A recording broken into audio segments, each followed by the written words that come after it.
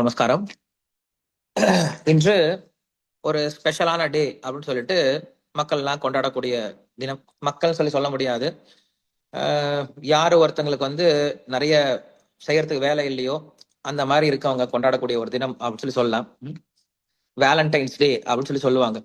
Valentine அப்படிங்கிறது எங்கேயோ பிரான்ஸ்லயோ ஏதோ ஒரு இடத்துல பிறந்த ஒரு சர்ச் ஃபாதர், யார் அவர் பேர் வேலண்டைன் அப்படிங்கிறவர். அவருடைய பிறந்த நாளை வேலண்டைன்ஸ் டே சொல்லி கொண்டாடுறாங்க. அது தெரியாம நம்ம ஊர்ல மக்கள் எல்லாருமே பூ கொடுக்கறது, அதை கொடுக்கறது, சாக்லேட் கொடுக்கறது, ஐஸ்கிரீம் கொடுக்கறது அப்படின்னு சொல்லிட்டு இதை லவ்வர்ஸ் டே அப்படின்னு சொல்லி கொண்டாட ஆரம்பிச்சிட்டாங்க. சோ நீங்க எல்லாம் கொண்டாட ஆரம்பிச்சிட்டீங்களா? நம்ம ஷோம்ல கொண்டாடுறீங்களா? கொண்டாடல அப்படின்னா தயவு செஞ்சு கொண்டாடுங்க. எல்லாருமே இந்த லவ்வர்ஸ் டே கொண்டாடணும். ஆனா உண்மையான லவ்வர் யாருன்னு தெரிஞ்சு கொண்டாடணும். உண்மையான லவ்வர்ஸ் டே அப்படிங்கிறது யாருக்கு தெரியுமா? ராதாவுக்கும் கிருஷ்ணருக்கும், இல்லைன்னா சீதைக்கும் ராமருக்கும், இல்லைன்னா லக்ஷ்மிக்கும் நாராயணனுக்கும், இவங்க உண்மையான லவ்வர்ஸ் அப்படின்னு சொல்லலாம். இவங்களுடைய டேவை நம்ம கொண்டாடலாம். இவங்களை நம்ம என்ன பண்ணலாம், லவ்வர்ஸா கன்சிடர் பண்ணிட்டு இவங்களை கொண்டாடலாம். ஏன்னா அன்பு அப்படின்னு சொல்லி சொன்னோம் அப்படின்னா அங்க இந்த முக்கியமான விஷயங்கள்லாம் இருக்கணும். என்ன இருக்கணும் அப்படின்னா, முதல்ல மரியாதை அப்படிங்கிற விஷயம் இருக்கணும். யாரு மேல நம்ம அன்பு வச்சிருக்கோமோ, இல்ல நம்ம மேல யார் அன்பு வச்சிருக்காங்களோ அங்க கண்டிப்பா என்ன இருக்கணும் அப்படின்னா, முதல் படி என்ன இருக்கணும் அப்படின்னா மரியாதை அப்படிங்கிற ஒரு விஷயம் தெரியணும். மரியாதை இல்லாத இடத்துல அன்பு அப்படிங்கிறது நிலையா இருக்க போறது கிடையாது. அது இன்ஃபாக்சுவேஷன் தான், கொஞ்ச நாள்ல அது போயிடும். சோ மரியாதை கலந்த அன்பு தான் என்னைக்கும் நிலையா இருக்கும். முதல்ல மரியாதை இருக்கணும். ரெண்டாவது என்ன இருக்கணும் அப்படின்னா நம்பிக்கை அப்படிங்கிறது இருக்கணும். நம்பிக்கை இருந்தது அப்படின்னா அந்த அன்பு என்னைக்கும் நிலையா இருக்கும். நம்பிக்கை இல்லாத அன்பு என்னைக்கும் நிலையா இருக்க போறது கிடையாது. ரெண்டாவது விஷயம் நம்பிக்கை அப்படிங்கிறது இருக்கணும்.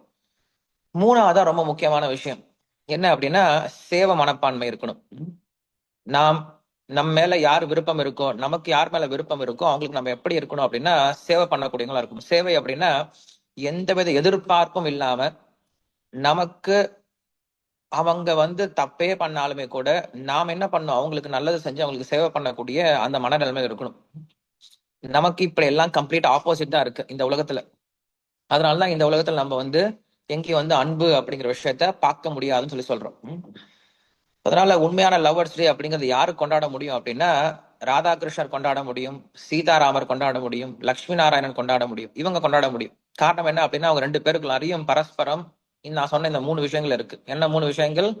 முதல் விஷயம் மரியாதை அப்படிங்கிற விஷயம், ரெண்டாவது நம்பிக்கை அப்படிங்கிற விஷயம், மூன்றாவது சேவை மனப்பான்மை அப்படிங்கிற விஷயம். இந்த 3 விஷயங்கள் நீங்க இவங்க ரெண்டு பேருக்குள்ளாரையும் பார்க்கலாம். ஸ்ரீமத் ராமாயணத்துல பார்த்தோம் அப்படின்னா ராமர் மேல சீதைக்கு அவ்வளவு மரியாதை. நாம எல்லாம் சொல்றோம் சீதைய ராமர் காட்டுக்கு அமிச்சிட்டார், அதை பண்ணார், இதை பண்ணார், தீ குளிக்க சொன்னார் அப்படின்லாம் சொல்லி கேட்கிறோம். ஆனா எந்த இடத்துலயுமே கூட சீதை ராமரை திட்டினதாகவோ இல்ல கடுமையா பேசினதாகவோ கோவப்பட்டதாகவோ நம்ம எங்கேயும் பார்க்க முடியாது. சோ அன்பு அப்படிங்கிறது கண்டிப்பா ரெண்டு பேருக்கும் பரஸ்பரம் இருந்திருக்கு.